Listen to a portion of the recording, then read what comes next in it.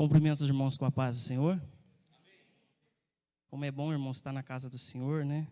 Mais um dia, mais um domingo, conhecendo mais a sua palavra. O irmão Salvador convidou eu para estar fazendo a abertura e gostaria de agradecer pela oportunidade.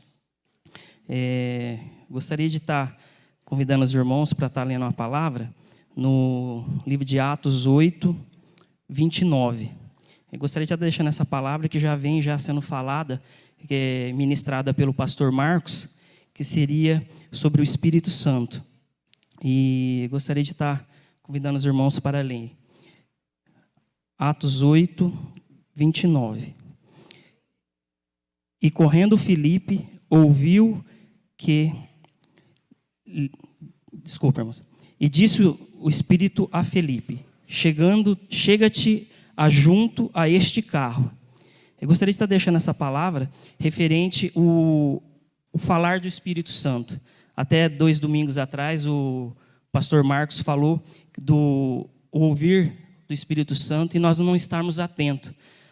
Até mesmo ele citou a gente estar tendo o hábito de ir ao trabalho, né? E a gente vai todo dia naquele caminho, naquela rua, e em certo momento o Espírito Santo fala para a gente tomar uma decisão de mudar esse trajeto naquele dia. Então seria o Espírito Santo falando conosco, mas às vezes nós não damos ouvido, às vezes a gente coloca que é coisa da nossa cabeça e a gente acaba passando por momentos que não seriam necessários estar passando, que o Espírito Santo está nos livrando, né? Até mesmo posso dar exemplos aqui de o que aconteceu comigo. Eu estava precisando tomar uma decisão, não seria tomar uma decisão, mas eu estaria tomando uma decisão que não era para ser tomada, né? Eu trabalho, não sei se os irmãos, eu trabalho com cursos, né? Eu vendo cursos técnicos, trabalho com escolas, então eu faço parceria com escolas e a gente faz captação de alunos para essas escolas. E tinha um curso que eu trabalhei, era rentável para mim, só que eu tive problemas em questão de vender esse curso. E aí eu tomei essa decisão de vender e tive problemas e não era mais necessário eu estar trabalhando. Mas um conhecido comprou uma escola e ofertou para mim voltar a trabalhar com esse curso. E eu quase, irmãos, tomei essa decisão. Aí até a Denise comentou, a irmã Denise, minha esposa, falou: Flávio, mas você vai voltar a trabalhar com isso? Você teve problemas, né? Aí a gente lembra dos melões do Egito, né, irmãos? Começa a querer. Aí eu falei: vou orar ao Senhor, que Deus vai falar comigo. E eu vim no culto de quarta-feira. Quem estava ministrando foi a irmã Heloísa, né? E aí o tema da palavra era decisões, né? Então eu tinha que ser tomado decisão e aquele dia, mas não era uma decisão que eu tinha que tomar, não era para mim tomar essa decisão, né? E ali foi falado literalmente, né, que as decisões que eu estava tomando não era da vontade de Deus, né? Então a gente tem que tomar cuidado. E ela até citou assim: tem coisas que na sua vida Deus te tirou e a gente fica querendo trazer de volta. Então ali já foi falado que não era para mim estar retornando nisso aí, né? E se eu não tivesse vindo nesse culto de quarta-feira, meu coração estava tendencioso a tomar essa decisão errada. Então a gente tem que tomar muito cuidado com o nosso coração e ouvir a palavra do Senhor, o Espírito Santo falando em nossas vidas. E teve também uma certa ocasião que eu não tomei a decisão que devia ter tomado. Um amigo convidou para a gente estar indo na casa, e aí eu e a Denise fomos, e chegamos na frente da casa, o Espírito Santo falou comigo: vai embora, Flávio, não entra. Eu desliguei o carro, falei: Denise, não é para nós entrar. Aí ela falou: não, Flávio, mas convidou a gente para vir, as crianças vão brincar ali. Eu falei: não é para entrar. Liguei o carro, dei volta no quarteirão. Aí a Denise: não, Flávio, vamos voltar. Eu falei: não vamos entrar, não é para estar entrando. Parei o carro, desci do carro e continuei brigando ali que não era para entrar e acabamos entrando, irmãos. E nessa história de eu ter entrado nesse dia, aconteceu lá um episódio com as crianças, que o Flavinho quase aconteceu uma tragédia, portanto que ele ficou vários dias que traumatizou ele, que ele falou assim: papai, quase eu perdi a minha vida. Quer dizer, uma criança de 5 anos, de tão grave que foi a brincadeira que fizeram, que ele viu que ele poderia ter perdido a vida. Então ali o Senhor nos livrou dessa tragédia, mas ficou ali registrado com ele esse sentimento. Então Deus falou literalmente comigo, o Espírito Santo agiu ali, foi um descuido meu. Então a gente tem que estar atento, com os ouvidos abertos, com o coração aberto, para receber a palavra do Espírito Santo e a gente guardar no coração, né? Eu não queria estar tomando muito tempo os irmãos, que eu gostaria de já estar passando a palavra para o pastor Marcos, que para ele ter bastante tempo para estar ministrando a palavra. Mas o que eu queria deixar para os irmãos é essa palavra, que estarmos com os ouvidos abertos e o coração aberto para receber, que às vezes são coisas que a gente quer do nosso coração, mas não é o que o Senhor quer para a gente, né? Porque o Senhor quer o melhor e Ele sabe tudo que está por vir das decisões tomadas que estaremos aceitando, né? Então, eu gostaria de estar orando e estar apresentando o pastor Marcos. Gostaria de convidar os irmãos para estar se pondo de pé, para estar orando e apresentando o pastor Marcos. Oremos. Senhor, meu Deus e meu Pai, nós te louvamos e agradecemos por tudo quanto tem nos abençoado. Senhor, estamos aqui, Senhor, para conhecermos mais a Tua palavra, conhecer mais o Teu Espírito Santo, que abra nossos ouvidos, os nossos corações para estarmos ouvindo, Senhor. Senhor, meu Deus, continua usando o pastor Marcos e abençoando a vida dele. Nós te pedimos, Senhor, em nome de Teu Filho amado, Senhor Jesus Cristo. Amém.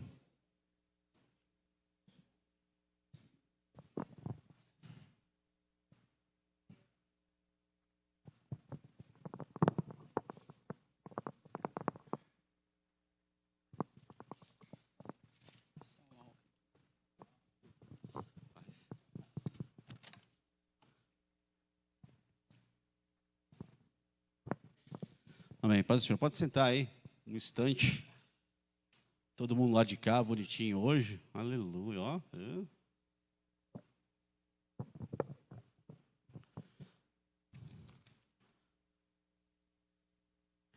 Amém, amados. Glória a Deus. Eu queria, antes de começar a entrar em algum assunto aqui, se os irmãos tiverem alguma questão aí, a gente queria saber assim de vocês, né, se tem ajudado alguma coisa em vocês, se a gente toma outro caminho, se esses domingos aqui, de alguma forma você foi ministrado em alguma coisa. Eu creio que sim, mas é sempre bom a gente entender. A gente está aqui para servir, então é sempre bom entender o que está no coração dos irmãos, né, o que os irmãos têm de questões. Cada dia que passa, a gente que está indo mais no dia a dia, aí a gente vê o quanto de questões com relação à Bíblia as pessoas têm, né? E às vezes, assim, esses dias a gente estava até brincando, né? Falando sobre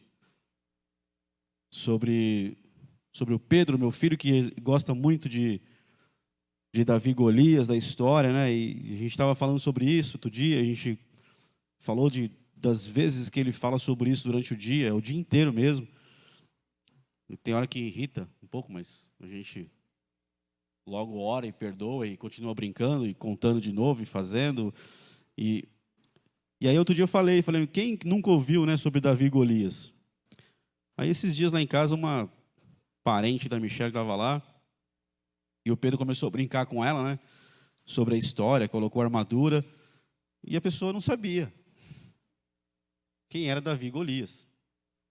Uma pessoa já de idade, casada, com família, e a pessoa não sabia. Quem? Golias? O que é isso, Golias? Quem que é? E eu estava lá na cozinha, fazendo almoço, ouvindo, eu falei, nossa, gente, tem gente que não sabe de Davi e Golias. Tudo bem, ela não é crente, ela não está na igreja, mas, né? Então, assim, e às vezes dentro da igreja as pessoas não conhecem assim, as coisas básicas da Bíblia. Então, a gente precisa entender isso, né? Quanto conhecimento as pessoas têm, o quanto pode ajudar, para onde a gente vai.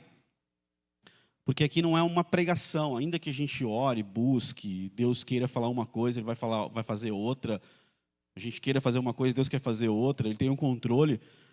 Mas é como se fosse uma aula mesmo, a gente precisa de maneira didática, transmitir aquilo que Deus tem para a igreja. Então, a gente gostaria, né, que aqueles que estão vindo, né, infelizmente, muitas pessoas ainda continuam a não participar da escola dominical.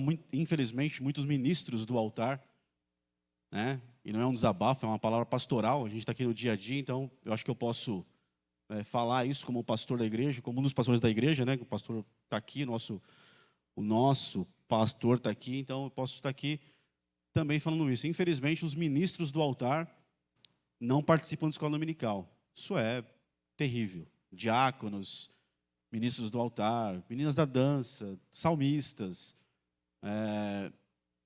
pessoas que ministram durante a semana, e agora a gente vai começar a selecionar um pouco melhor isso, porque, pelo menos da minha parte, tem que ter comunhão, tem que ter corpo, né? Tem que estar aqui, tem que estar junto, tem que estar recebendo do altar. Então, a gente vai começar a limitar algumas coisas. Então, e você vê que são pessoas que, infelizmente, não conhecem muito. Às vezes formaram a sua fé, sentado na cadeira, ouvindo algumas coisas de muitas fontes, e aí vira embaralha tudo, vira uma bagunça. Porque lá pode, e aqui não pode, por que lá é assim, aqui é diferente? É só você andar junto que você vai descobrir o porquê. E vai descobrir rápido, irmão, porque não tem muita dificuldade para descobrir o porquê porquê que não é. Então, assim, a gente, como igreja, gostaria de deixar no teu coração aí, se está ajudando você na escola dominical, se não está, né, se tem alguma coisa que você gostaria de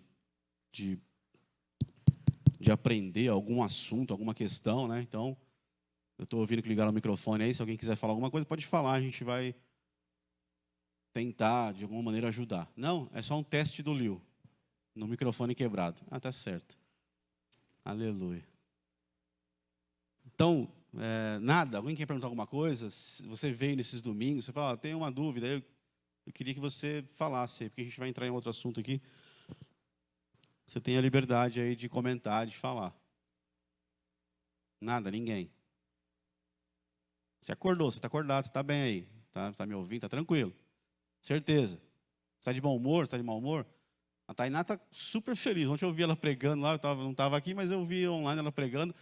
Ela estava voando aqui no altar ontem, né? Pregando toda na liberdade, falando das águas do Espírito, aleluia.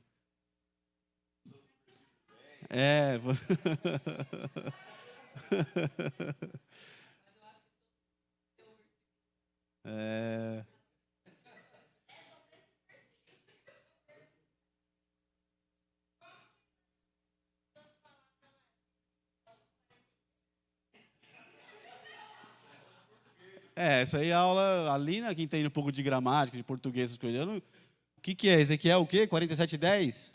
Cadê? Deixaram o Bruno sozinho lá em cima hoje? O Mazon está aqui na...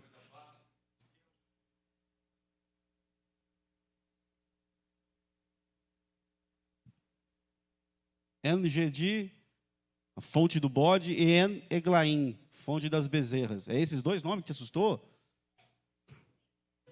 Não, mas quando é assim, você enrola, fala em línguas estranhas, entendeu? E mandem... já manda um aleluia, glória a Deus, Ricalabassuri, Andalamaz e fonte das bezerras. Vai assim, cara. Não fica preso essas coisas, não. Vai embora. A King James ela já vai traduzir, geralmente esses nomes difíceis, a King James já vai traduzir na frente.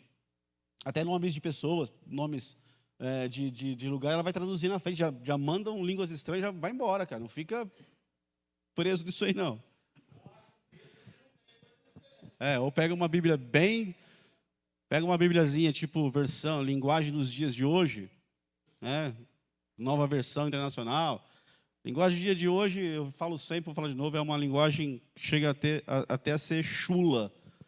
Ela é chula às vezes, ela é perigosa. Então, cuidado. Todas servem, Jesus é bom em todas elas, é a palavra dele, mas cuidado com traduções de Bíblia. Amém? Alguma coisa além disso? Pode perguntar, irmãos. Vai, cria coragem, põe para fora, vai, te dá uma chance. Nada.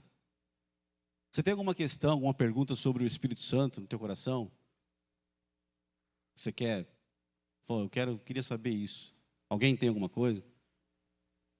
Também nada.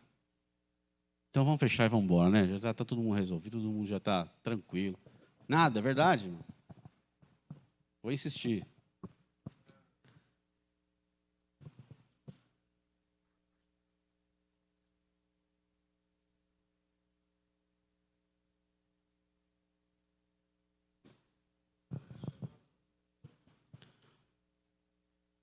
Aí, ó, o microfone aí para você, ó. Dá a entender que dentro dos vários dons existe um especial, existe um mais específico, mais alto nível, não sei se poderia dizer assim. A questão de dons a gente vai entrar especificamente nisso, talvez não hoje, né, mas a gente vai entrar de maneira específica nisso. Mas dons, assim, eu acredito que dons, todos eles são extremamente importantes. Por exemplo, profecia é um dom que todo mundo quer e todo mundo, falando profecia como dom, não como ministério. Profecia é um dom que todo mundo, né, gostaria de ser reconhecido na igreja, por exemplo, como uma pessoa que tem o dom de profecia, que Deus toma e Deus fala, que Deus se move e Deus realmente revela coisas assim tremendas. É um dom que Paulo chega a citar como sendo de uma importância grande. Mas, por exemplo, se alguém na igreja, num culto, é tomado pelo Espírito Santo no momento ali com um dom de profecia, é tremendo, não é? É maravilhoso. Mas, ao mesmo tempo que está acontecendo isso, precisa se manifestar o dom de discernimento de espírito no meio da igreja, para discernir se aquilo é Deus ou não é Deus. Então, qual é o mais importante? Talvez no momento os dois se igualem, porque assim como a profecia é importante, o discernimento também é muito importante. Então, veja que eu creio que os dons são muito relativos, mas eu creio que todos eles são, por exemplo, dom de cura. No tempo de pandemia, o que era mais importante, a profecia ou o dom de cura? Entende? Eu creio que assim, cada circunstância, cada situação da nossa vida, cada momento do seu dia, da sua vida, da sua caminhada, os dons, por isso que a Bíblia diz que o Espírito Santo, ele concede a cada um conforme aquilo que ele precisa fazer na hora. Então eu creio que cada dom que se manifesta naquele momento é o mais importante no coração do Pai para a sua igreja, para as pessoas. Eu não consigo taxar assim, a profecia é mais importante. Eu creio que todos eles são importantes porque para aquele momento a pessoa precisa daquela manifestação e para ela aquele vai ser o mais importante que Deus vai manifestar na vida de alguém para abençoar a vida dela. Amém? Entendeu? O que eu quis colocar? Eu creio realmente desse jeito. Mais alguém?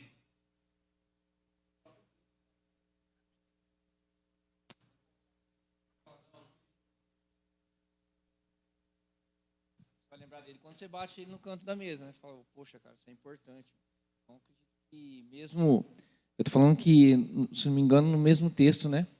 Logo ali à frente, falando do corpo, que você não pode olhar para o dedinho e falar, não, eu não preciso de você. Então, se completa, né? Cada um tem a sua importância.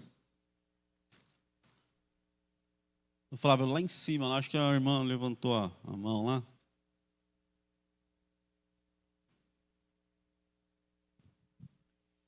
Uma dúvida, pastor. Uma pessoa que precisa ser curada, libertada, nesse caso, quem faz é o Espírito Santo. A pessoa tem que querer ser curada e ser libertada para se libertar de um vício, de um pecado, alguma coisa assim? Para o Espírito Santo poder agir? Com relação à libertação e cura, libertações e curas, assim, claro que tudo na nossa vida cristã precisa do nosso passo, da nossa participação, né? Deus, ele opera, mas também assim, por exemplo, alguém tem uma enfermidade e ela quer ser curada, certo? Geralmente mas tem casos de pessoas que estão doentes e não querem ser curadas, porque a doença para ela traz alguns benefícios. Por exemplo, a dó das pessoas que cercam ela. Então, a pessoa ela recebe sentimento de dó das pessoas. Então, aquilo é a maneira que ela tem de receber algum tipo de cuidado, entendeu? Tem gente que fica presa na doença para que as pessoas tenham dó dela. E ela gosta daquilo, e você pode ministrar a palavra para ela, você pode falar que Jesus tem algo melhor para ela, mas ela não quer, ela aceita aquilo lá. Ela aceitou aquilo, ela quer viver aquilo, e ela crê naquilo, e pronto. Aquilo. E tem gente, estou falando de crente assim, né? Que infelizmente está na igreja, mas gosta de fazer uma cara de coitado, eu não consigo sair disso, eu não consigo vencer isso. Consegue sim. Se tomar uma posição diante de Cristo, não há nada que ele não possa vencer na nossa vida. Tem gente que gosta de ficar preso nisso, ou na enfermidade, ou em algum vício, alguma coisa. É importante, quando a gente vai buscar uma libertação, ter posicionamento e crer que Jesus vai me libertar. Mas tem momentos da nossa vida que, tanto para a cura como para a libertação, a minha fé não está tão... Então, tem algumas histórias na Bíblia. Uma das histórias é do pai que procurou Jesus para curar o filho dele. E ele tinha fé, chegou lá perto de Jesus. Antes de falar com Jesus, falou com os discípulos. Os discípulos que estavam lá embaixo no monte não conseguiram libertar o filho dele. E a multidão cercou. Jesus desceu com mais 3 discípulos. E aí, aquela confusão. O pai levou crendo que Jesus ia fazer um milagre. Jesus não estava lá. Estavam os discípulos. E aí, aquela circunstância, os líderes religiosos cercaram os discípulos. Ficaram, vocês não conseguiram libertar o menino, vocês não conseguiram. Aí Jesus desce e o pai fala, Jesus, eu trouxe. Eu creio. Mas agora, diante de toda essa bagunça que aconteceu aqui, ajuda a minha fé. Minha fé deu uma abalada. E Jesus, então, cura o menino. Naquele momento, a fé do pai talvez não servia para... Mas tinha um pouquinho, mas não era, já estava abalada. Aí Jesus veio com a fé dele. E aí não tem para ninguém. Então, tem momentos da minha vida que eu tenho fé. Como tem casos que Jesus falou, se você crê que pode ser curado, eu creio, Senhor. Então, recebe um milagre. Às vezes, a minha fé é agente diante de Deus para ter a cura, a libertação. Às vezes eu não tenho fé, mas Jesus quer me curar e ponto final, acabou, é o que basta. Então há situações e situações, mas libertação, eu preciso querer ser liberto. Libertação, eu preciso de um posicionamento, eu preciso olhar para o céu e crer que Ele pode me libertar. Tem pessoas que lidam com isso com relação a vícios de drogas, e aí dependência química. E aí você vê lá 1 milhão de vídeos na internet que o cara vai lá e filma a pessoa drogada lá e a pessoa começa a citar versículos bíblicos. A pessoa cita o livro, o capítulo, o versículo, mas está lá usando crack. Ela cita o livro, o capítulo, o versículo, o contexto, tudo certinho, ela prega, mas ela está presa ali no vício. Mas é difícil. É difícil quando ela não quer. Mas a palavra só tem poder quando eu aceito para que ela entre e mude a minha vida, para que eu busque ajuda. É difícil? É difícil. Eu era dependente químico e um dia eu olhei para o céu e falei, cara, eu não aguento mais. Se o Senhor existe mesmo, eu não aguento mais essa desgraça de vida que eu estou vivendo. Por exemplo, João fala, lá em 1 João fala, se confessarmos nossos pecados a Deus, Ele é fiel e justo para perdoar nossos pecados e nos purificar de toda justiça. A confissão é o primeiro passo. A gente precisa confessar. Tanto o que está preso quanto eu, cada dia da minha vida. Eu preciso confessar. Eu preciso crer que Ele tem poder para me libertar. Ele vai me libertar. Agora, se eu ficar lá, não, mas eu não consigo, desculpa. O dia que voltar para Jesus, eu sei que tem casos que são mais complicados. Não estou dizendo que todo caso, mas é possível. Se eu confessar, se eu for para Ele, confessar e pedir para que Ele me ajude, tem que ter meu posicionamento. Talvez eu não tenha muita fé para ser liberto naquela hora, mas se eu tiver posicionamento de querer mudança, de confessar aquilo, de falar, me ajuda, me liberta, porque eu não consigo, me liberta. Aí, irmão, aí Ele vem. Nós estamos falando sobre o Espírito Santo. Irmãos, ele vem, ele te ajuda com tudo. Ele me ajuda, ele me orienta, ele me guia, ele me liberta, ele é o poder de Deus na minha vida. Então, eu preciso ter posicionamento. Ainda que eu não tenha muita fé, eu preciso ter posicionamento. Ainda que eu não tenha muita fé para ser curado, eu preciso me posicionar diante dele. Eu não tenho fé, mas o Senhor tem poder para me curar. Eu não tenho fé ou força agora para ser liberto. Me ajuda a ser liberto disso. Não, ele vai operar.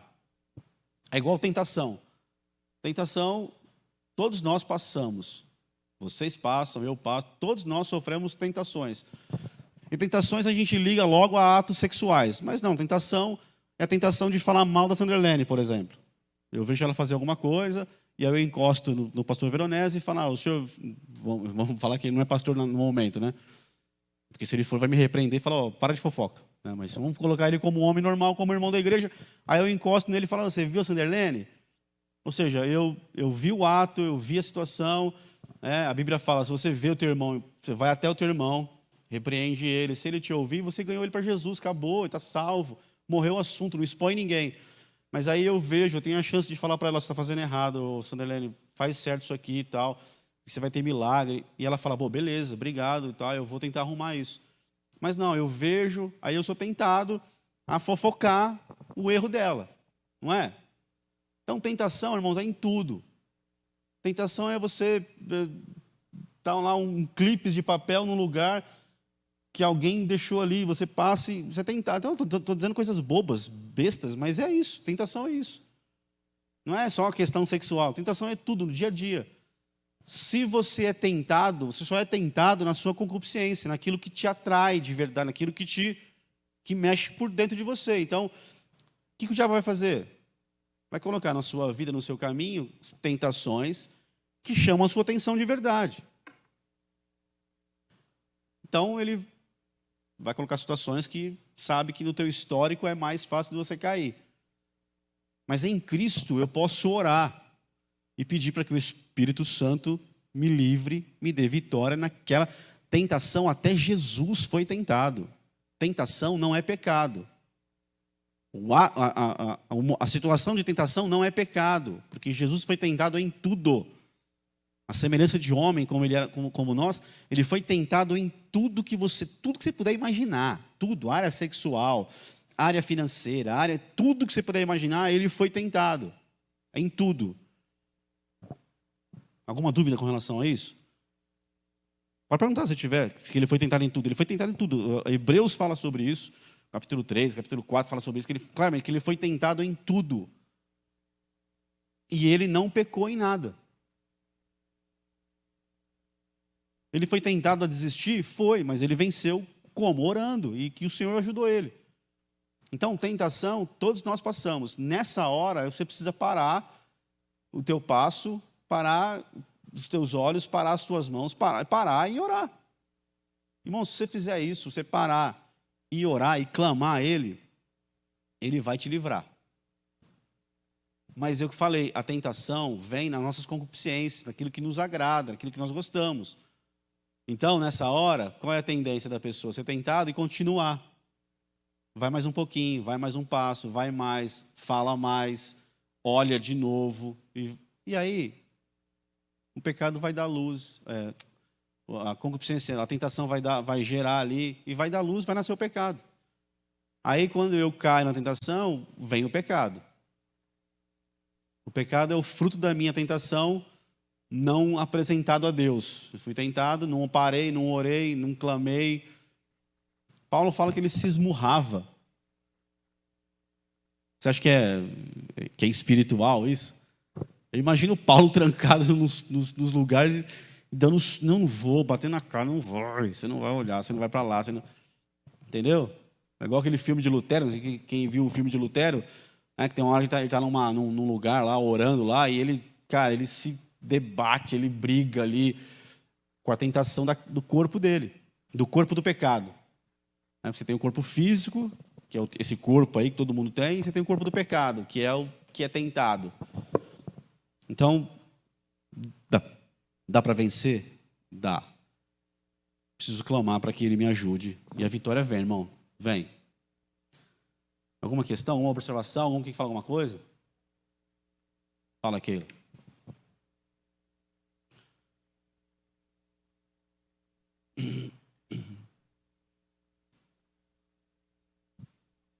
Assim, a pergunta que a Rô fez.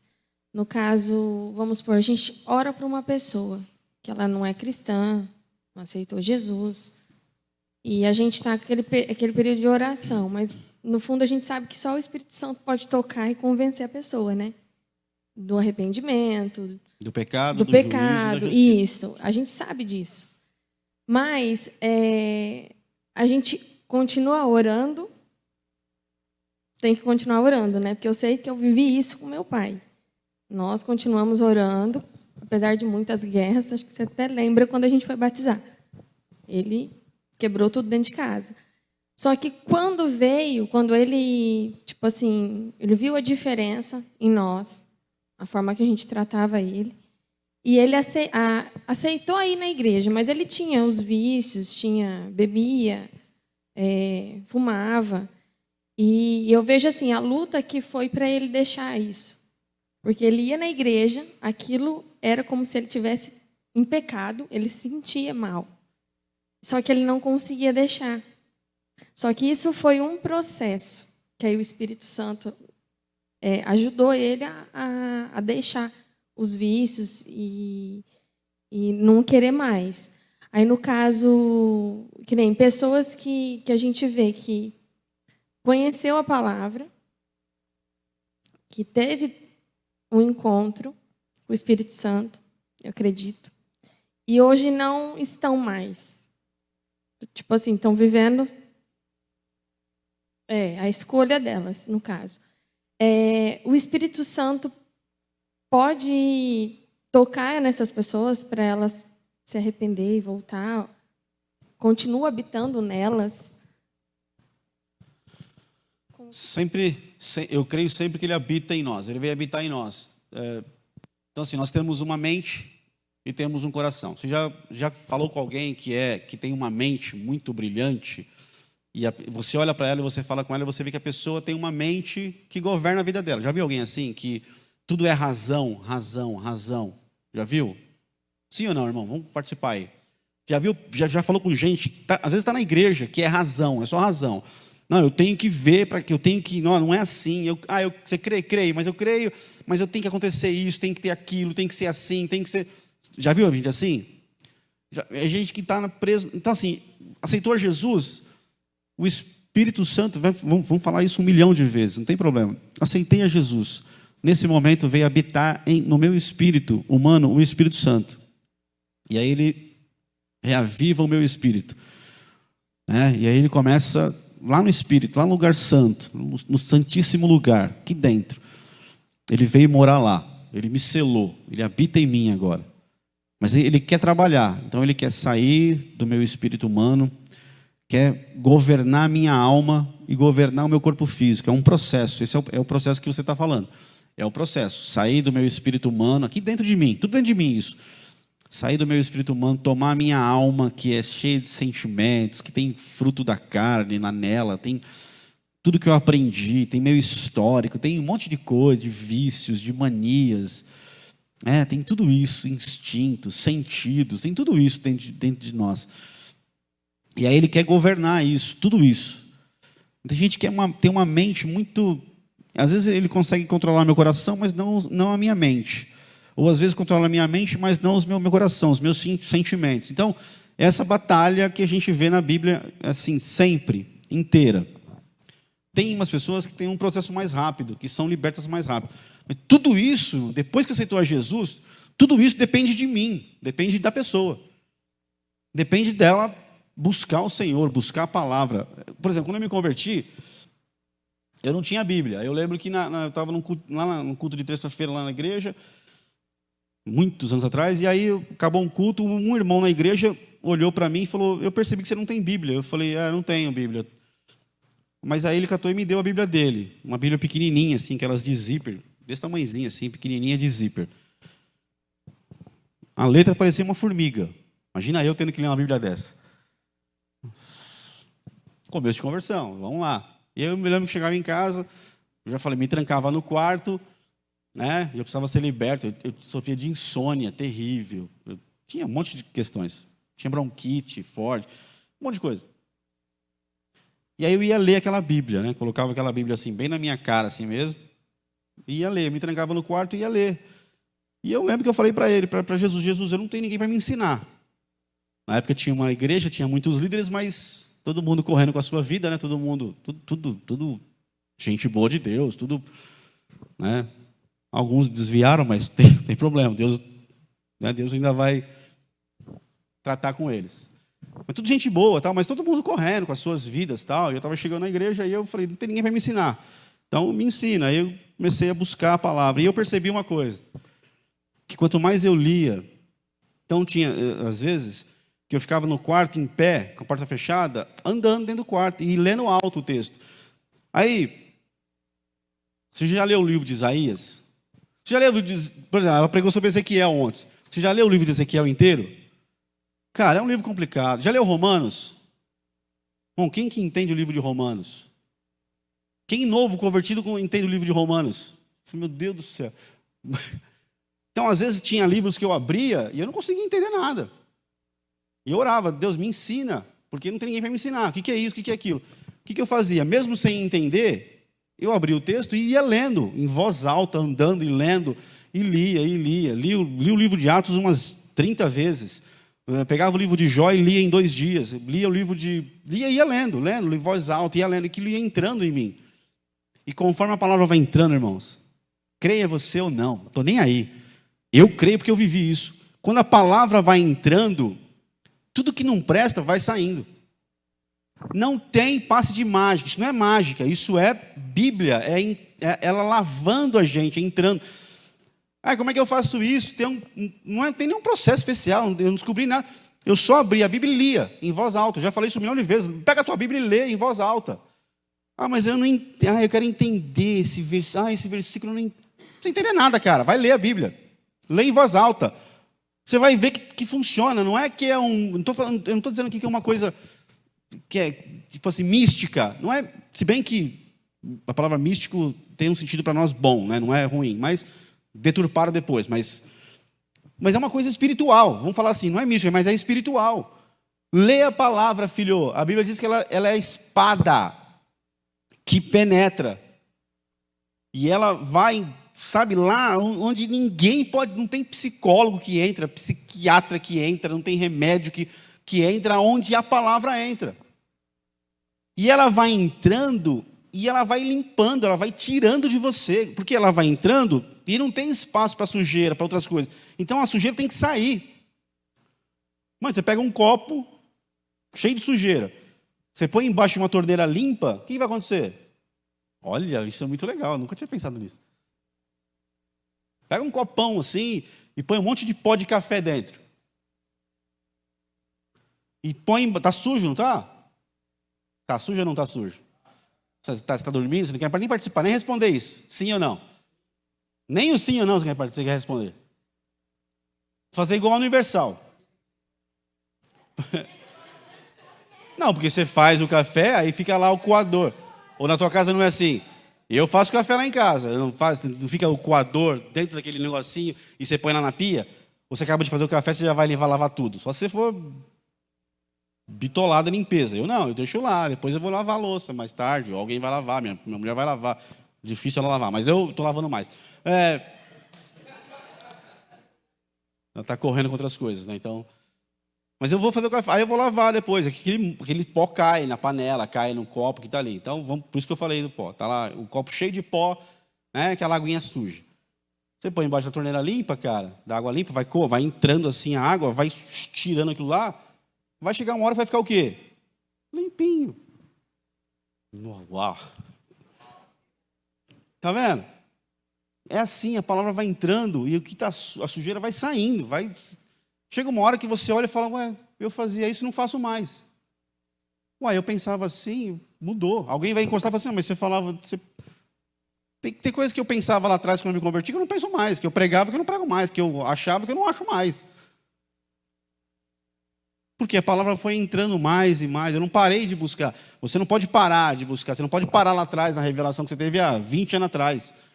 No texto que você leu há 20 anos atrás, de um jeito. Por isso que... Eu vou falar, vai parecer isso, mas ele sabe que não é isso. Por isso que é bom trocar a tua Bíblia todo ano. Se você é aquele que escreve na Bíblia, você está lendo a tua Bíblia, aí você teve lá, olhou um verso lá e, nossa, que revelação que escreveu. Aí passa um ano, você vai abrir a Bíblia, está lá o texto marcado. Você fica preso naquilo. Ou não fica? Aquilo lá, faz um ano atrás que você leu, teve uma revelação, pô, tremendo. Mas a Bíblia, ela é viva. Cada dia ela pode falar algo com você. Mas você ficar preso naquilo lá, daqui a um ano você vai ler e vai falar, isso aqui mesmo, é só isso aqui. E a palavra quer te falar uma outra coisa sobre aquele mesmo texto.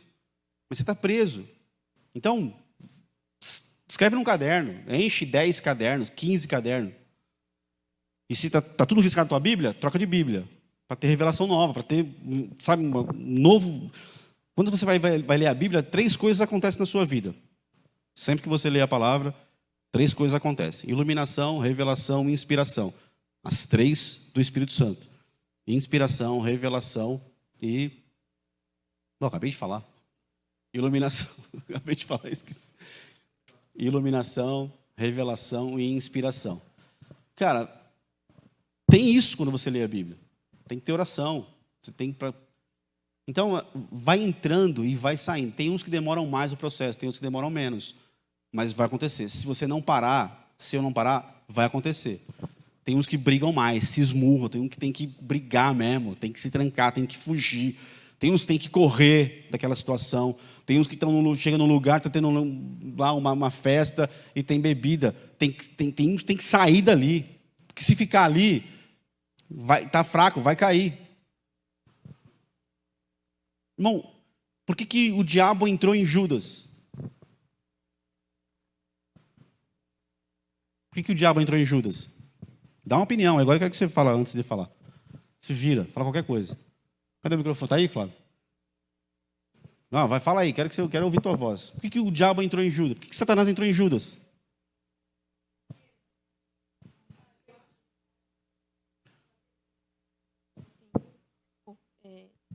Ele já tinha uma mente voltada para enganar, ou dinheiro, né? Ambicioso. É isso. Aí Satanás usou a fraqueza dele. E os textos dos evangelhos diz que Judas era ladrão desde o início. Está lá bem claro o texto. Não é que ele... 3 anos andando, ouvindo o melhor de todos os pastores. Jesus, olha para mim aqui. Jesus, durante 3 anos e meio, Jesus era pastor. Ele foi pastor, ele foi mestre, ele foi profeta, ele foi apóstolo e ele foi evangelista. Ele tinha os 5 ministérios na vida dele, durante 3 anos e meio, ele foi tudo isso. Cada situação que ele operava numa unção, num manto, ele era esse. Ele tinha todos os ministérios. Então você imagina andar 3 anos e meio com um homem assim, pleno, toda a divindade estava nele. Falava, tinha conselho, a gente vai falar sobre isso. Tinha conselho, Imagina um homem desse, que pastor, que mentor, que mestre, que profeta. Não é perfeito? Ele escolheu 12, ele subiu no monte, passou a noite orando, de manhã ele desceu, chamou a multidão de 500 discípulos e falou, eu quero 12 aqui. Aí ele falou os nomes. Marcos diz que ele escolheu 12 conforme ele chamou 12 de apóstolos, conforme ele quis. Jesus orou e o Pai deu 12 para ele, ele escolheu 12. Eu imagino que na hora o pai falou, filho, o Judas ele é meio fraco. O pai não falou, Judas é o traidor, você sabe disso. Não. O pai falou, Judas tem um problema, você sabe disso. Assim como falou, Pedro tem problema, você sabe disso. Tomé, você sabe que ele não crê muito, né? Você vai fazer uma campanha aí de evangelismo com curas e sinais e maravilhas, Tomé não vai te ajudar com fé. Ele falou,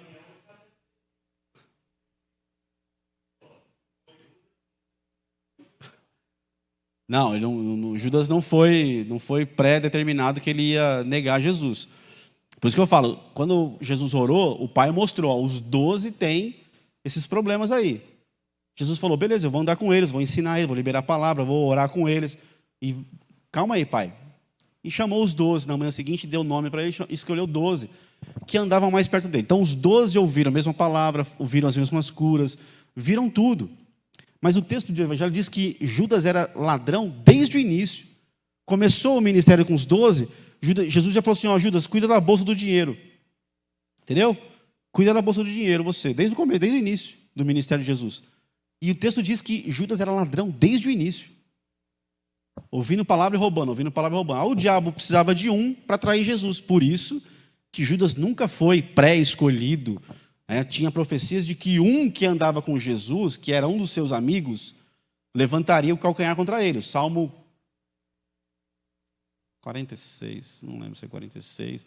Do 40 ao 49, você procura na tua casa e você vai achar lá um salmo que fala do que levantou o calcanhar contra Judas, tá? Que traiu Jesus, que era amigo de Jesus.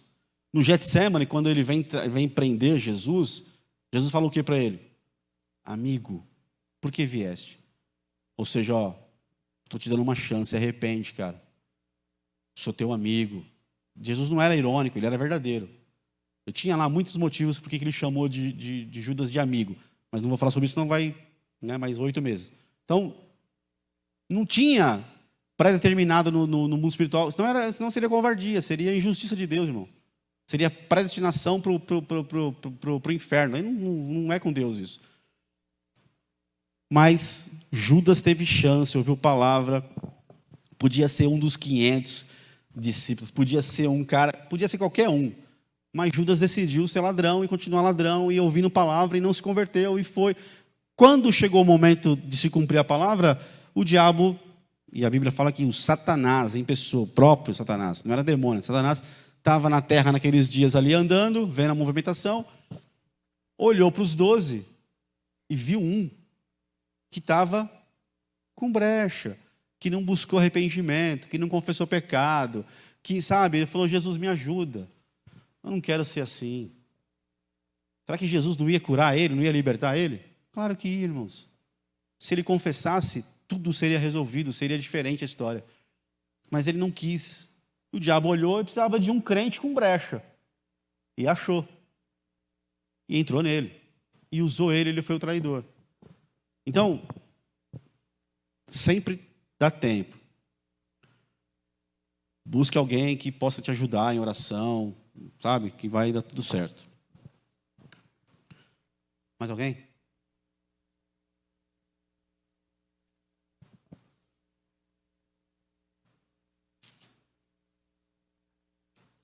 Eu acho que todas essas questões que a gente discute sobre pecado e libertação ficam bem explicados no livro de Romanos, no capítulo 6, 7, até o início do capítulo 8. Né? E a palavra é bem clara. Eu entendo o que o Bruno perguntou, mas eu acho assim, na minha concepção, né? Que no início estavam todos, vamos dizer assim, no mesmo patamar, né? Dos 12 discípulos. Todos eles eram pecadores. Né? Será que João era perfeito? Não. Mas ele entendeu.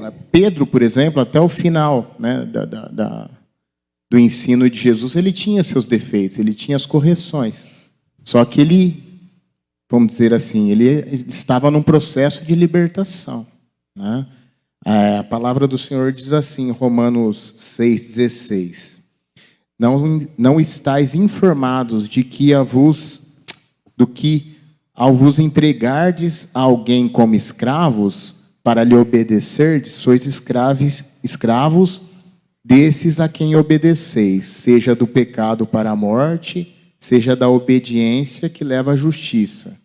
Todavia, graças a Deus, porquanto, embora havendo sido escravos do pecado, obedecestes de coração a forma do ensino a quem fostes submetido.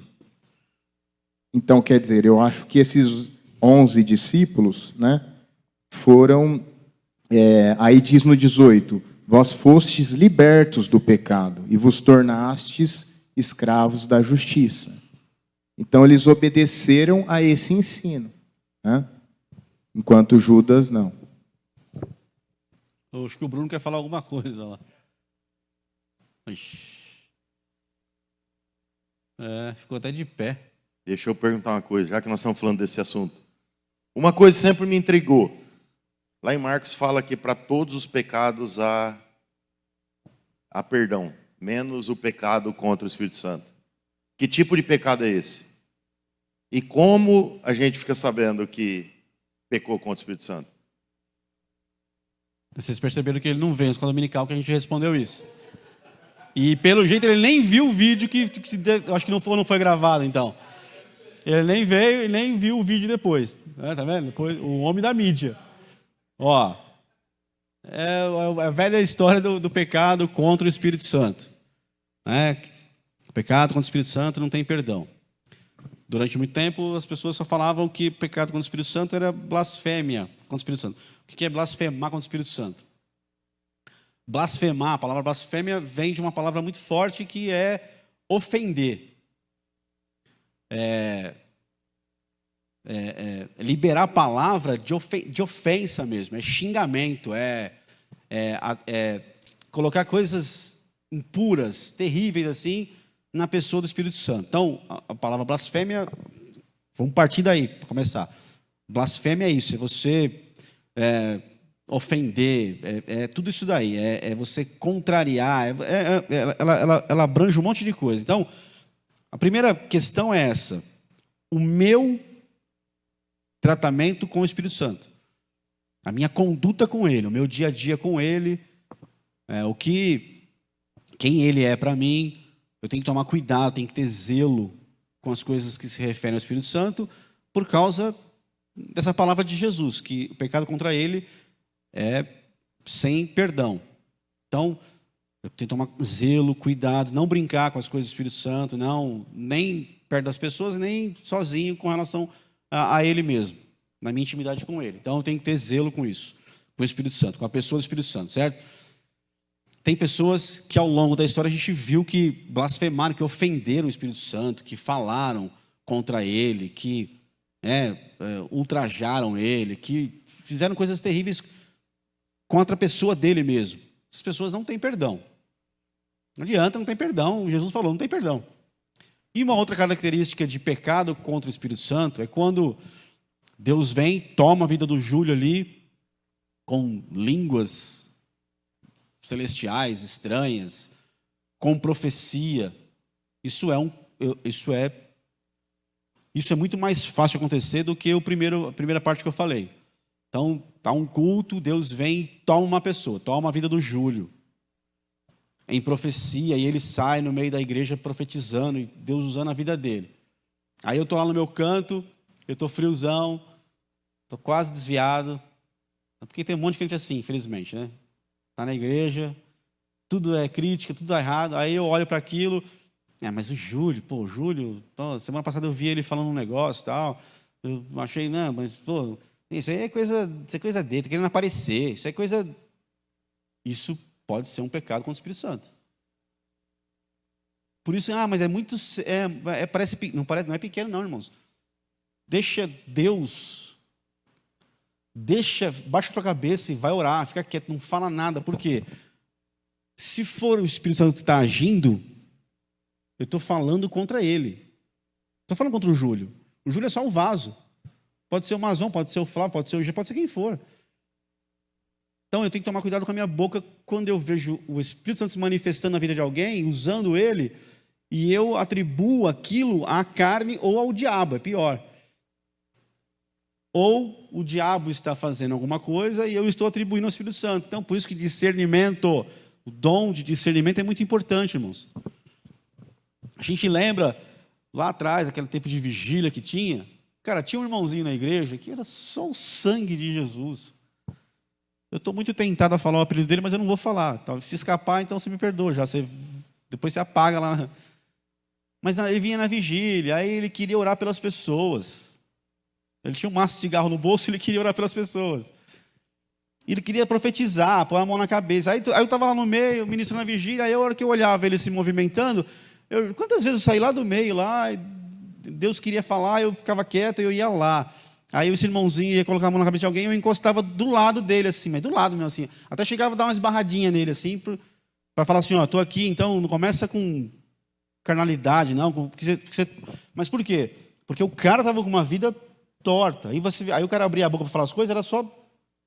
Não tinha. Então eu não julgava a profecia, eu julgava a pessoa, no caso do profeta ali, que não estava jorrar uma água, sabe? Você vê que é o mesmo que pegou a Bíblia e jogou lá na rua, lá, e depois foi preso, e virou uma desgraça a vida da pessoa. Então, assim, tem que tomar cuidado, tem que ter zelo com isso, tem que ter, sabe, discernimento. Então, por discernimento, a gente via que não era Deus, mas tem que tomar cuidado. É igual você olha para mim, e aí Deus, ou vou mudar, Deus está usando a Sanderlene na igreja e tal, e eu olho, e eu penso assim, eu não vou com a cara dela assim. Eu acho não é discernimento. Discernimento do Espírito é diferente. Não é o que eu penso dela, o que eu acho dela. Não confunda eu acho com discernimento espiritual. Não pode. Então, por discernimento, você encosta e você vê, não tem Deus aqui agindo. Aí você repreende. E pode repreender que você vai ver que vai manifestar, e vai cair por terra aquilo ali. Então, tem essa diferença. Mas eu não posso ficar na igreja, Deus usando alguém, o Espírito Santo usando alguém na igreja, com dons, ou até com pregação, alguma coisa, e eu ficar, isso é do diabo, né? Isso aí é do homem. Isso aí... Cuidado, isso também é blasfêmia contra o Espírito Santo. Isso também pode ser um pecado que vai me tirar a salvação. Como eu sei que eu pequei contra o Espírito Santo? Lá atrás, no fim de uma vigília, acabou a vigília, eu tive que levar uma irmãzinha embora para a casa dela, porque ela acabou ficando a pé e tal, e eu estava... eu tive que levar ela embora, 3 da manhã, não sei, lá vai eu. E a gente foi a pé e tal, e levei a irmãzinha, e no caminho ela falou, olha, eu estou com meu coração, não sei o quê, eu acho que eu peguei contra o Espírito Santo. Mas ela estava meio desesperada, meio angustiada. Eu falei, a prova que você não pecou contra o Espírito Santo, que você está com temor dentro de você. Quando eu peco, não vou pecar, vai. Não vou continuar a frase, porque senão... Quando o João Chico de Abreu está ali, ele pecou contra o Espírito Santo, no ato que ele fez isso, aí sim, o Espírito Santo sai dele. E aí não tem mais temor, não tem mais preocupação. Ele está frio, morto, gelado. Ele voltou aqui, ser aquele... Então nada importa para ele. Então não vai ter preocupação de se pecou. Esses dias eu trabalhava numa loja ainda, e eu cheguei da rua, e eu encostei assim na loja, estava lá um irmãozinho, amigo nosso, antigo, daqui, está em outro ministério hoje. Ele estava assim me esperando, ele estava branco, assim, pálido. Eu falei, cara, o que foi? Ele falou, cara, estou te esperando, estou desesperado, eu acho que eu fiz uma coisa muito ruim, muito feia, eu acho que acabou para mim. Eu falei, o que você fez? Eu estava no culto ontem, e Deus tomou uma pessoa lá, e eu falei, isso aí é do diabo, isso aí não sei o quê. E ele falou, ele estava tremendo assim, branco, pálido, e gaguejando. Ele falou, eu acho que eu peguei contra o Espírito Santo, eu vou para o inferno. Eu falei, calma, cara, você não pegou contra o Espírito Santo. Ele falou, eu falei, por que não? Eu falei, você deve ter se empolgado em alguma coisa, mas a nítida certeza que eu tenho é que você... ele disse que ele pensou na hora, assim, ele estava vendo a situação e ele pensou. Ele não falou, ele pensou no coração dele, isso aí é da carne, isso aí não é de Deus, não, tal, uma coisa assim. E eu falei, a prova de que você não pecou contra o Espírito Santo, você não consumou o pecado, você não chegou nas vias de fato disso, que você está aqui branco, pálido, gemendo e angustiado e com temor no coração. Se você pecar contra ele, você não tem temor no coração, você fica morto, acabou, nada mais você fica indiferente, tanto faz como tanto fez. É a prova que você pecou contra ele. Ele sai de você e acabou. Então, e aí ele está na igreja hoje, está lá ministrando e está tranquilo, graças a Deus. Tem lá os seus problemas, mas está servindo a Deus. Então, essa é uma das características que você não Então é melhor não brincar com ele, não ficar fazendo comentário, não pensar nada. Se vier pensamento, você repreende, continua orando e não fica comentando. A não ser que você seja um ministro e tenha discernimento. Então você vai lá e repreende aquilo para que aquilo pare.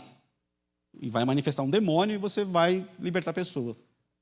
Tirando isso, não fica no seu canto pensando, será que é? Será que a gente não é? Não deixa isso entrar no teu coração. Amém? Alguém quer falar alguma coisa? Não, eu já ouvi várias pessoas, às vezes, que estão dentro da igreja, olhar para o altar e olhar para o altar e aquela pessoa está lá cheia, ministrando às vezes, né? E a gente vê, às vezes, que está cheia do Espírito Santo e outras pessoas olhar para ela e conhecer a vida dela fora da igreja e não sentir nada naquela pessoa e ainda julgar. Como é que ela está ali falando de Deus, sendo que ela tem uma vida toda errada lá fora? Isso também estaria sendo julgando o Espírito Santo, falando do Espírito Não, eu estou julgando meu irmão. Eu tô caído. É igual que ela falou sobre essa luta que o sogro dela teve, né? O pai dela teve. O sogro dela está aí, crente, faz tantos anos. Que o pai dela teve. Bom, tem gente que aceitou Jesus, que recebeu o Espírito Santo, que está em todos os cultos, mas vai passar a vida inteira sendo carnal. Depende de quem? Do pastor? Do louvor? Não, depende só dela. Quanto mais ela buscar, mais crente espiritual ela vai ser. Mas tem gente que a gente sabe que está na igreja faz muitos anos, que é carnal. É de Jesus, provavelmente vai ser salvo, a não ser que no final faça algo muito terrível, mas vai ser salva. Né? Mas está na igreja, é uma pessoa assim, né? Carnal, mas é crente, é de Jesus, tem o Espírito Santo, mas o Espírito Santo na vida dela é só um selo, está lá e não apita, ela não tem comunhão, não cresceu na fé, não conhece Bíblia, não se aprofundou em Deus, não buscou nada, está lá. E dá trabalho, se dá trabalho, talvez vai dar trabalho a vida inteira. Tem gente que é assim, está na igreja, mas vai ser assim a vida inteira dele na igreja, irmão. Isso é um crente carnal, é crente que está na carne, que não deixa, que não vive pelo Espírito. Esse, às vezes ele irrita, às vezes você fala, por que está fazendo aqui? Mas gente, vai para o mundo de uma vez por todas, mas não vai ficar aqui, vai encher a paciência a vida inteira. E às vezes acaba uma pregação, a pessoa já chega, uma pregação, a pessoa já chega falando das críticas da pregação, né? Você viu aquilo na pregação? Não podia, como é que pode ter aquilo? Então assim, é crente carnal. Você tem que olhar e falar, a única maneira da pessoa ser liberta disso é buscando Bíblia, buscando Deus, amando a Jesus e se aprofundando no Espírito. Tainá usou o texto de Ezequiel, tem que se aprofundar, irmão. Depende só de você, depende só de mim, não só da pessoa. Agora, o que eu não posso é olhar e ficar julgando ela. Eu não posso olhar e falar, essa pessoa é carnal, vai para o inferno, essa desgraça tinha que ser consumida, tinha que sair logo um raio, tinha que mandar um raio do céu, tinha que pegar fogo, Não, isso aí eu vou perder minha salvação. Aí talvez o crente carnal no final vira espiritual, fica cheio, vai para o céu e eu vou para o inferno porque eu nutri essa, como você ouviu que dizer, raiz de amargura, vai brotando. Bom, o crente carnal ora por ele, abençoa a vida dele, fala para ele buscar Jesus, entendeu? Não compartilha, não compactua da fofoca dele, repreende ele, exorta ele, mas não cai na dele, mas não dá para ficar muito perto dele também não. Senão você vai virar crente carnal também.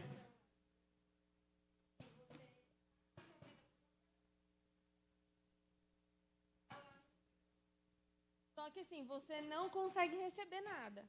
Porque você sabe, a pessoa está lá ministrando, está com a vida toda torta, mas está lá, prega lindo, fala lindo. Só que, tipo assim, a pessoa que sabe não consegue receber isso. Ela está fechada, tipo assim, ela sabe. Pode ser tudo do Espírito Santo, mas tipo assim, ela não vai julgar, mas ela sabe que por trás, e ela não consegue receber a ministração daquela pessoa. Ela está em pecado? Não, de não conseguir sentir não, unção ou nada, tipo. Não, mas tipo assim, ela está lá, a pessoa ministra, mas a pessoa não consegue. Então, mas assim, geralmente, quem está no altar ministrando, ou é o Espírito Santo que está falando na vida dela, ou não é. Se a pessoa está andando em pecado, não é o Espírito Santo que está usando ela no altar para pregar para ninguém. Ela tem eloquência, ela virou um profissional do púlpito, ela sabe como fazer, ela sabe tocar a alma. Ela é um crente almático, ela sabe falar as coisas da alma. Mas não é Deus. Se está vivendo em pecado, se tem uma vida torta e está no altar, primeiro que Deus vai pegar ela. Segundo, a igreja discerne isso. Então, se tiver uma pessoa em cima do altar, tiver uma igreja com 500 membros ali, e a pessoa está torta, cara, a maioria da igreja talvez não vai... Igreja de Jesus, se for igreja mesmo de Jesus, crente em Jesus, que anda com Jesus, vai discernir que não é Deus. E vai falar, aquilo ali está tudo errado, é carne, pode ser... Se eu discernir, eu posso falar, é demônio isso, não vou aceitar, não quero... É igual se alguém pôr a mão na minha cabeça e eu saber que a pessoa está torta. Eu não vai pôr a mão na minha cabeça, vou tirar a mão, pode estar no meio da igreja, pode ser aqui no altar, pode ser onde for, pode ser no meio do culto, alguém vem, põe a mão na minha cabeça e começa a profetizar, e eu sei que está torta, que eu não compactuo, eu tiro na hora, não vai pôr a mão na cabeça, não tem constrangimento. O que você fez? Fiz e faço, não tem problema nenhum com isso. Então, está no altar, eu sei que está torta, qual é a minha função? Chegar e falar, filho, vem cá, deixa eu falar para você está em pecado, você tem que resolver isso, você não pode subir no altar. Se eu não faço, o pecado da minha vida acontece quando eu começo a olhar para a pessoa, julgar e falar mal para os outros. Por exemplo, se eu está lá o Zé Ruela lá pregando, eu sei que está em pecado. Aí não é julgamento, aí é verdade. Julgamento é diferente. Julgar é eu olhar para a pessoa e ficar pensando, achando que está acontecendo alguma coisa. Isso é pecado. Eu não posso julgar. Agora, quando eu sei que a pessoa está em pecado, está fazendo coisas erradas, vivendo coisas erradas, e está lá, eu tenho que chegar e falar, vem cá, filho, conserta isso daqui, eu tenho como obrigação fazer isso. Porque não estão recebendo, isso aí está fora. Então, eu tenho esse direito de chegar nisso, eu tenho essa palavra de Jesus para fazer isso. Repreende, se você ganhar ele, para Jesus, tá ótimo.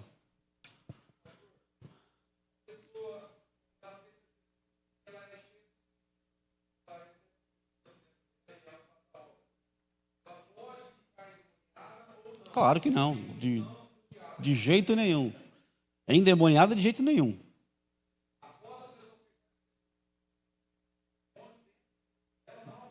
Só se ela tiver pecado.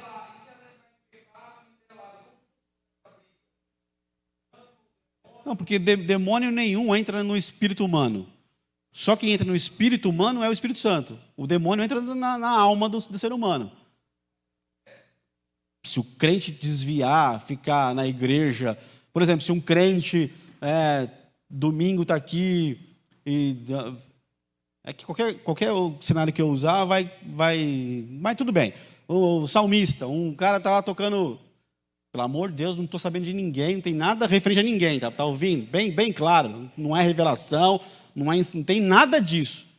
Tem lá um músico lá, vamos lá, tem um músico da igreja, um violinista... Não, um cara toca sax.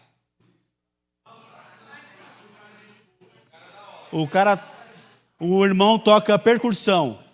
Pandeiro, toca pandeiro. Toca pandeiro no louvor. Ele tem 60 anos de idade. Toca pandeiro no louvor.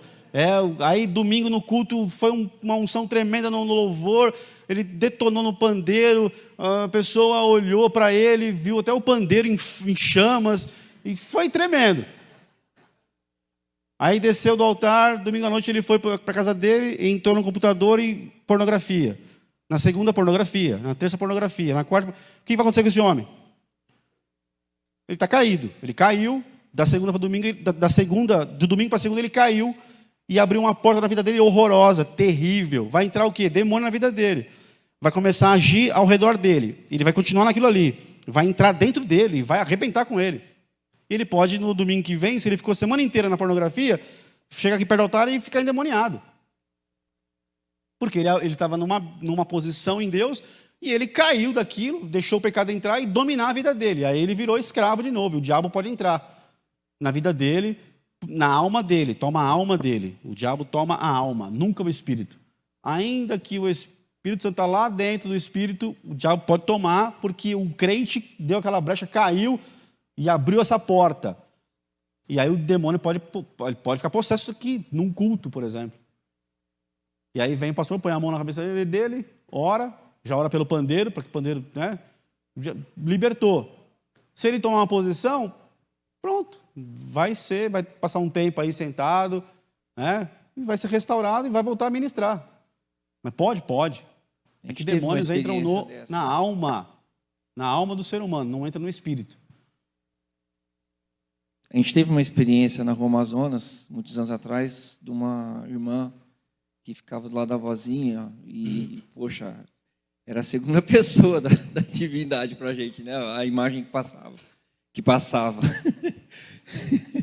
E aí teve um congresso e no momento ali teve um apelo, mais ou menos isso, e aí essa irmã subiu no altar tal, e de repente ela ficou endemoniada em cima do altar.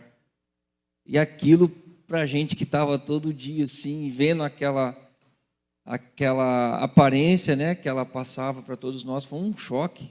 Eu lembro que a gente comentou muito tempo isso, assim, não julgando mais aquelas pessoas mais chegadas, tipo, por exemplo, o pessoal da vigília, assim, a gente foi um baque, porque falou, poxa, cara, que coisa, né?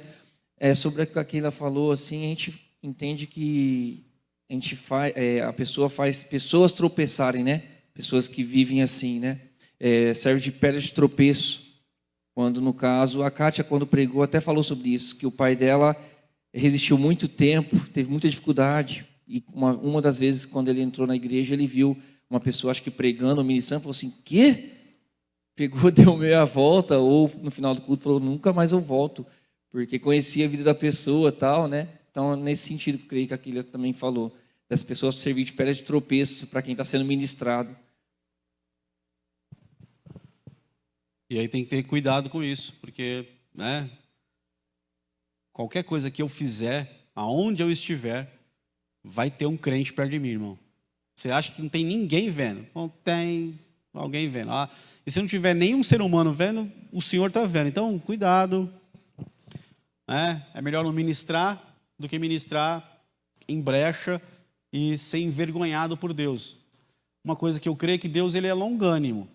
Ele tem paciência estendida, mas uma hora ele cobra. Então, está no altar, fez pessoas desviarem. Tem pessoas que entraram aqui na igreja, na Rua Amazonas, e viram lá pessoas no altar, né, e agora recente, não muito, um pouco recente, viram no altar e falaram, o quê? Essa pessoa aí estava, essa semana, lá na porta da escola, atrás de adolescente de 14 anos, de menininha de 14 anos, para fazer coisas erradas. Essa pessoa aí me cercou no mercado lá e me cantou e falou coisas horrorosas para mim, está no altar. E aí a pessoa foi embora, nunca mais voltou. Se não tiver um processo e Jesus, eu creio que vai salvar a pessoa ainda. Mas vai que não salva, que a pessoa não quer mais, não aceita, crente e tal, não dá, porque é tudo mentiroso e não quer e morre assim, irmão, vai ser cobrado na mão da pessoa que escandalizou isso. Então é muito sério isso. Não é só apenas ser ministro ou não ser ministro, não é só apenas ministrar, ficar possesso, é temor diante de Deus com todo mundo. É melhor não ministrar. É melhor sentar e ficar quieto e se arrumar. Mas quando tiver arrumado, pode ministrar com autoridade. Também não pode ficar preso no que passou lá atrás, senão está enrolado, vai viver uma vida pela metade. Testemunho ou testemunho? Se for testemunho, não. Testemunho. Antes de eu me converter, eu visitei algumas igrejas, evangélicas. E em uma delas, uma senhorinha, na hora que estava fazendo louvor lá, ela começou a sapatear, sabe? Dançar assim e sapateava. E eu fiquei um pouco assustada, com aquilo. Aí eu pensei, Jesus, nem sei se eu falo isso. Eu pensei assim, Senhor, nem em centro espírita eu tinha visto um negócio desse, porque eu fiquei assim, sabe, meio chocada, Mas aí, no meu espírito, veio falar, disse assim, não julgueis. Que, lembra da palavra? não pecar contra o Espírito Santo, porque ele age em cada pessoa de um modo diferente. Aí eu entendi. Que bom que você entendeu. E que bom que você não estava num culto nosso quando o Ricardinho, Labareda de Fogo, estava tomado pelo Senhor. Cadeira de plástico, nenhum ficava perto, né? Abria uma cratera assim de cadeiras de plástico, de tanto que ele rodava. Eu já vi Deus, assim, a grande questão disso, isso é importante porque, assim, Deus realmente tem as suas maneiras. E manifestações, já vi muitas e várias, e podem acontecer e são tremendas e são maravilhosas. Mas, assim, uma coisa que é importante falando sobre ministros do altar, é que a gente está nisso, a maioria aqui ministra, uma coisa importante, quando Deus estabeleceu o tabernáculo e colocou o sacerdote que ministrava dentro do tabernáculo, ele tinha uma roupa, não tinha? Toda especial, para ministrar diante do Senhor. O sacerdote ele tinha um guarda-roupa e tinha um outro sacerdote que cuidava das roupas do sacerdote. E tinha peças e peças de roupa. Mas quando ele ia ministrar lá diante do Senhor, lá diante da arca da aliança, uma vez por ano, tinha uma roupa especial. Nessa roupa comprida, aqui na cintura tinha um cinto com campainhas e romãs. Uma romãzinha feita ela não era uma fruta de verdade, era trabalhado aquilo lá para virar uma romãzinha, Então tinha uma campainha e uma romã. Uma campainha intercaladas, assim, que rodava todo o corpo dele. E tinha uma corda que amarrava na cintura dele para ele entrar lá no Santíssimo Lugar, na arca. Caso ele morresse, tinha que puxar o corpo dele. Na história de Israel, não há registro que aconteceu isso alguma vez. Nunca aconteceu isso. Não há registro de um sumo sacerdote que tenha entrado lá uma vez por ano e tenha morrido lá dentro. Não tem história, não tem nenhum registro disso. Mas, por precaução, vai que, né? Então, amarrava uma corda nele e ele entrava lá com essa roupa e com esse cinto, campainha e romã. Campainha e romã. Por que era importante isso? A campainha faz o quê? Faz barulho, irmão. Crente tem que ter barulho às vezes. Estou parecendo pentecostal já. Tem que ter barulho, tem que ter essa manifestação, esse sopro do Espírito, tem que ter como um vento impetuoso, tem que ter profecia, tem que ter revelação, tem que ter...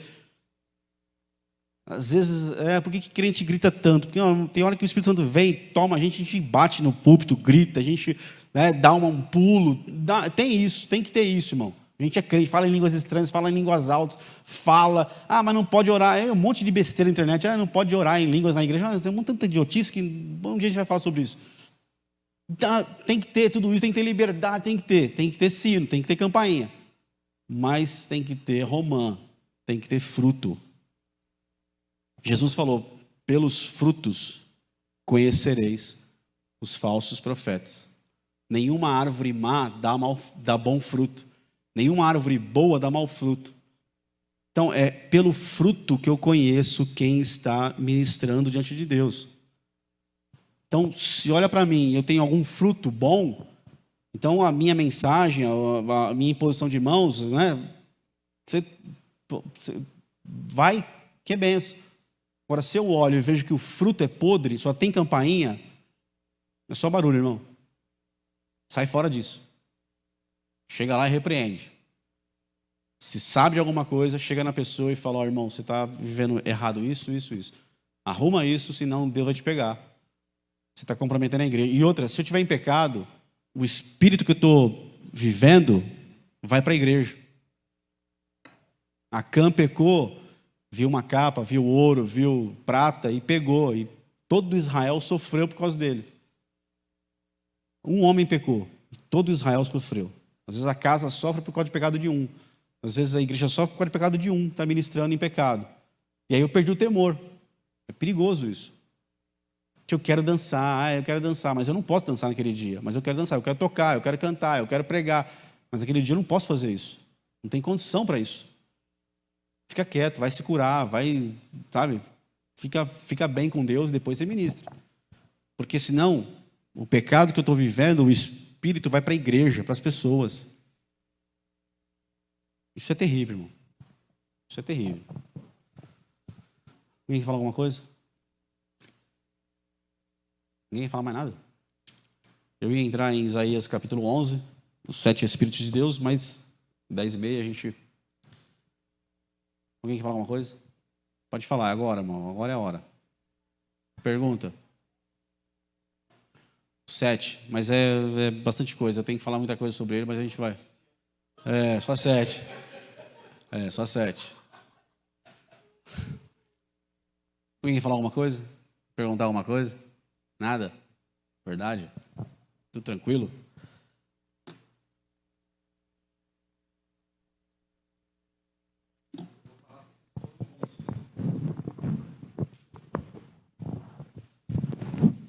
É um assunto muito delicado. Eu vou tomar a liberdade aqui para falar, porque você já o disse na abertura. A gente estava falando de pedra de tropeço. Essa questão de... A gente sabe que isso não é tudo. Você estar em todos os cultos, você participar de tudo, isso não é tudo. Mas isso é consequência da sua vida diária, de temor, de busca do Espírito Santo, enfim. Você não consegue ficar longe, né? Eu testemunhei do pastor Veronese no domingo. Eu falei, cara, o cara viajou, eu não sabia quanto. Aí ele citou a quilometragem que ele rodou para estar aqui. E ele estava aqui no domingo de manhã, né? Isso serve de pedra de tropeço também quando as pessoas deixam de estar. E você disse no início, né? Pessoas assim, assado, enfim. É um assunto delicado, claro, que é tratado de maneira mais interna. Mas isso também serve, porque já vi vários anos, várias vezes, pessoas... para que eu vou? Pessoa tal não vai? Para que eu vou estar lá? Pessoa tal não está? E tal. Pessoas usam todo tipo de argumento. Lógico que para quem quer, né, procurar. Mas até isso a gente vê que serve também de pedra de tropeço, essas situações. O problema é que se eu sou ministro do altar, eu preciso pagar o preço. Se eu não estiver pagando o preço, eu estou no lugar errado, fazendo a coisa errada. É a mesma coisa. Se eu não venho no escola dominical, se eu não venho no culto de quarta, e eu só venho quando eu vou ministrar, você vai olhar para mim, irmão, você vai falar assim, a mensagem desse cara aí é furada, porque não tem comunhão com o corpo. E tomara que seja assim mesmo. Tomara que você olhe para mim e não me veja na fidelidade na igreja, e você fale mesmo, tua palavra para mim não serve para nada, porque você não vem, não participa, né? Não te vejo por aqui. Então, acontece isso, irmão. Infelizmente acontece isso. Então, quer ministrar, você tem que ter autoridade para ministrar. E ter autoridade é participar, estar nos cultos, receber. É o que me legitimiza, que me dá legitimidade diante do mundo espiritual, é isso, tendo comunhão com o corpo. Senão eu sou...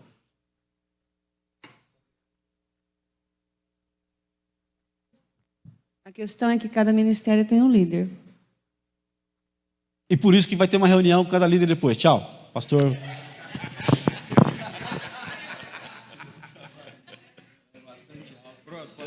Pode encerrar aí.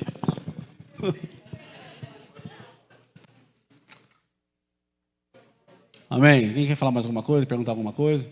A gente já vai encerrar. Nada? Aleluia. Queridos, dificilmente, bem dificilmente mesmo, você vai ver uma pessoa aqui ministrando nesse altar. Não é só aqui, não. Já era assim na Amazonas, né? Se eu não conhecer debaixo de que autoridade que ela está, né? Para o judeu, ele não quer saber quem você é, ele quer saber quem é o seu pai. Quando estava lá, né? Aquela questão do Davi, ninguém perguntou quem é esse menino, perguntou quem é o pai desse menino. Né? Então eu quero saber quem é a sua paternidade, você anda com quem? Porque eu já vi muita coisa na Rua Amazonas acontecer ali, da pessoa estar ministrando e tinha uma irmãzinha mais bonitinha lá que estava com um probleminha, precisava de uma oraçãozinha, e essa oração, o camarada falou, eu preciso orar com você, mas eu estou lá no Hotel Votubrisas. Vai lá que eu tenho um recado de Deus para você. E já vi ali uns bonitos que ficavam hospedados na frente da minha casa, né? Pregava em quase todas as igrejas aqui, e chovia de menininha lá para visitar o cara na casa da irmã que morava na frente da minha casa. E o cara ministrava para todo lado aí. Entendeu? Então, amados, é muito sério isso. Sabe? A pessoa tem aquela palavra e é que vai, aquela coisa toda, né?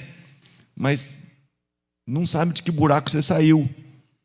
Que nem teve, aqui o Marcos, teve outros irmãos aí que vinha, caía de paraquedas, aqui numa reunião da Donep uma vez, que eu estava lá, que o Cássio, o cara chegou lá cheio de, mas você é quem? Aí quis fazer uma campanha com ele de 3 dias, vou fazer 3 dias, você vai fazer isso, fazer aquilo. Eu falei, você faz, você tem livre-arbítrio. Sabe? E as pessoas saem por aí, pegam uma Bíblia, né? Passou certa feita na transportadora, quando eu tinha transportadora ali, um rapaz que andava para todo lado aí também.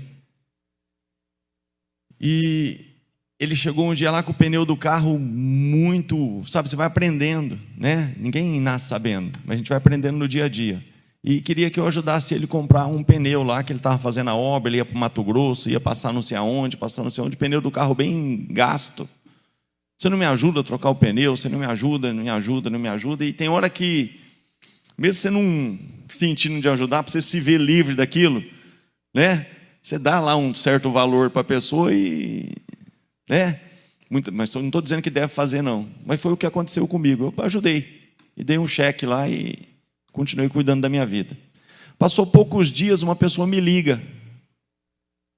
Eu estou com um cheque teu assim, assim, assim. Eu queria saber realmente se esse cheque eu posso, né?